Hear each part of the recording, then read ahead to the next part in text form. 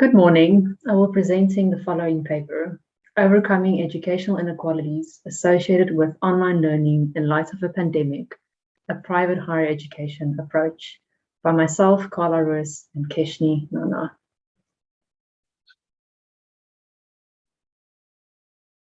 The COVID-19 pandemic has been declared a global pandemic, forcing many countries into a widespread lockdown. In South Africa, contact higher education institutions were forced to develop and introduce online teaching and learning platforms. Considering the fourth industrial revolution, patterns of digital access are unequal across South Africa, whereby rural areas are likely to be most disadvantaged. Students who returned home during the national lockdown may not have been equipped for online learning due to a lack of resources. Through the lens of a contact private higher education institution, and their online learner management system, progress issues amongst diploma fashion students were noted within the virtual classroom setting due to a possible lack of student social presence. To counter for this, an at-risk program was developed with reference to the community of inquiry model to address government's pressure for students to have an equal opportunity to complete the 2020 academic year. For the purpose of this paper, the social presence was considered as a possible reason for the disconnect found within the online learning environment. Globally, the spread of COVID-19 has led to profound changes in how we interact socially and within organizations, which means that HEIs have not been immune to its impact. The widespread effect of COVID-19, in addition to the disruption of everyday life, forced the South African government to enact a national lockdown, resulting in the closure of schools and universities. Upon announcement of the national lockdown, all private and public HEIs in South Africa were pressured to put in place alternate measures to continue with core practices as well as prioritizing the academic year. The majority of South Africa's contact HEIs received government pressure to ensure that students have equal opportunity to complete the academic year, with the South African government declaring that no single student or institution will be left behind. With this announcement, several HEIs had to adapt and place teaching and learning online, with faculty having no prior experience or training for online delivery. In a brief span of time, academic staff had to familiarize and upskill themselves with the pedagogy of online teaching and delivery. While focus has been on hosting teaching and learning online, the neglected elephant in the room is that prior to the emergence of the COVID-19 pandemic, South Africa's higher education sector was already dealing with an existing learning crisis, as evidenced by a high risk of learning poverty. South Africa is dealing with an unequal distribution of income and educational resources, such as poor connectivity and a shortage of funds for data, resulting in a digital divide. Known causes of the digital divide in South Africa higher education includes inadequate information and communication technology infrastructure and low, expensive bandwidth, especially within certain communities. Scholars argue that HEIs are not equipped to support students from rural contexts, given restrictions caused by ICT infrastructures. As a result, students' home environments may not have been suited for online learning due to an existing lack of resources. One must then consider the higher education student demographic who may have traveled home prior to the national lockdown. ICT has infiltrated all aspects of our globalized society, with a drastic growth in the adoption of within the HE teaching and learning environment. ICT may be in the form of online resources and virtual learning environments, with many universities using an LMS and video conferencing to offer a virtual teaching and learning experience. That being said, all students have not benefited from ICT, as certain individuals experience limitations when dealing with digital technologies. In a global context, this divide has been termed digital exclusion. The specific fashion HEI went online using an LMS known as Moodle.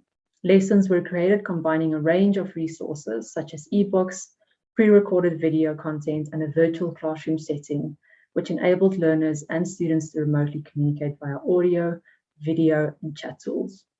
Attendance issues were, however, noticed among students within the virtual classroom component. Upon investigating students' online activity logs on the LMS, it was found that students were still accessing downloadable resources and had attempted submissions, but in their own time. The research employed the community of inquiry model. This model is conducive to online active learning environments whereby lecturers and students share ideas, information, and opinions. The community of inquiry model suggests that critical thinking within online learning is most beneficial when it embodies three presences, namely cognitive presence, social presence, and teaching presence. The cognitive presence is vital to success in HE as it involves critical thinking. The social presence involves participation and social interaction, whereby personal characteristics from learners are presented. The social presence indirectly supports the critical thinking process and its effectiveness for collaboration and knowledge construction, and may be a direct contributor to the success of the educational experience. The final presence, teaching, is the responsibility of the lecturer who organizes and delivers course content, develops learning activities and assessments, and facilitates the program, which supports and enhances the social and cognitive presence. For the purpose of this study, the social presence was investigated as it was assumed that by going online, the social presence would be lacking most. Furthermore, the LMS provided for a cognitive and teaching presence more than it could for a social presence. Keshni will now present the remainder of this paper.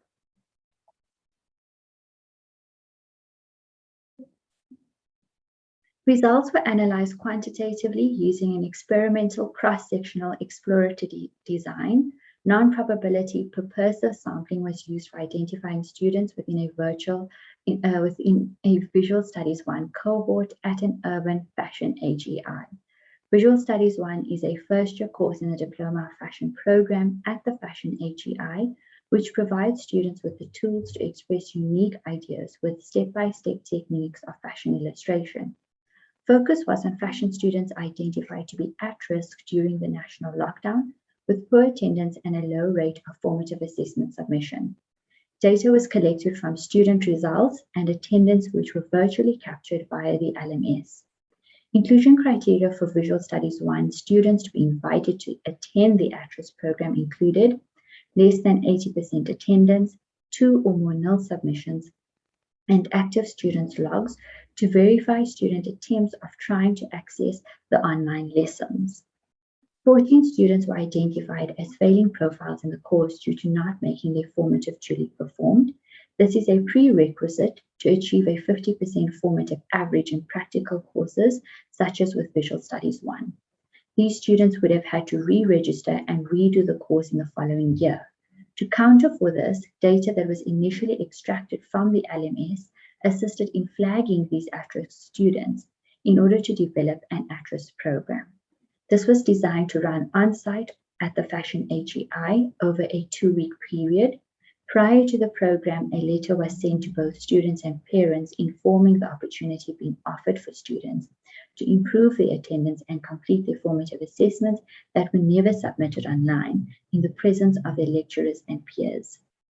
Students thereby receive the opportunity to complete their Visual Studies 1 formative assessments within a social setting, which stems from the community of inquiry model to support the social experience that was possibly lacking within the virtual classroom setting. On completion of the program, the formative assessments were graded and marks allocated with feedback on the LMS. The LMS was then used to extract data to determine an improvement or lack thereof in the students' results. The registrar of the AGI informally met with the 14 at-risk participants individually during the at-risk program period to inquire on the reasons for the lack of participation observed during the online learning period. This supported the relevance of hosting the at-risk program, and input gained was self-reported by students, therefore served as anecdotal evidence to the study. Students indicated the following as hindrances to their progress in the course: a lack of data, poor connectivity and network coverage in the area, technical challenges, unplanned power outages, family responsibilities, and a shortage of equipment during the course. From the Fashion AGI's point of view, this investigation was necessary to understand all contributing factors which negatively impacted students' presence online. Following the at-risk program, the exam committee of the Fashion AGI extracted the same set of results, for the identified at-risk students to determine whether student formative duly performed mark improved or not. Results were analyzed to determine the status of at-risk students within the course and communicated whether these students have gained access into their summative assessment or whether they would need to go into intensive program, a program created for each student in order for them to attain the competencies lacking in a specific course should they not make their 50% formative duly performed, to then gain access to the summative assessment. Students' formative duly performed improved in some instances. The formative average for the course was 33% prior to the at-risk program and 50% following the program. As such, a 17% increase in formative duly performed for Visual Studies 1 was noted. As per the Fashion AGI's assessment and moderation policy, all courses are signed off for formative assessment access dependent on the student's formative duly performed mark. These assessments were done on-site at the Fashion AGI due to the issues previously experienced with online learning. So the Visual Studies 1 formative duly performed following the at-risk program, 5 students gained access to the summative assessment, whereby 3 out of the 5 students then passed the course. 9 students gained access to the intensive program as their summative duly performed marks were less than 50%. These 9 students were marked competent and gained access to the supplementary summative assessment, whereby 8 out of the 9 students passed the course and 1 student did not attend, thereby leaving 11 out of 14 students who passed the course as opposed to having to redo the course. Stemming from the community of inquiry model, the initial premise of the study outlined the lack of social presence possibly contributing to poor attendance and formative assessment submissions in the Visual Studies 1 course. However, it was revealed that social presence was not the only factor to a lack of participation in the virtual classroom, as additional findings revealed digital exclusion and social responsibilities to be the actual hindrances to online learning. The findings in this paper further indicate the importance of each aspect within the community of inquiry model as opposed to only social presence. Although the at-risk program proved to be beneficial to students in terms of their results, the shift back to the classroom during the at-risk program, where the focus was on interaction and individual support, may have been the main contributor to the improvement of student results. An at-risk program is a viable option to counter for failing profiles among students in an online learning environment and would best be suited to students accustomed to contact learning who experience a lack of digital access, thus hindering their online participation. Further research may investigate a lack of student social presence in an online setting with consideration to technological and sociological deterrents that students may experience versus the tools chosen to navigate the LMS and the social groups using those tools. Teaching factors such as the pedagogical methods chosen and how these methods support social presence among students.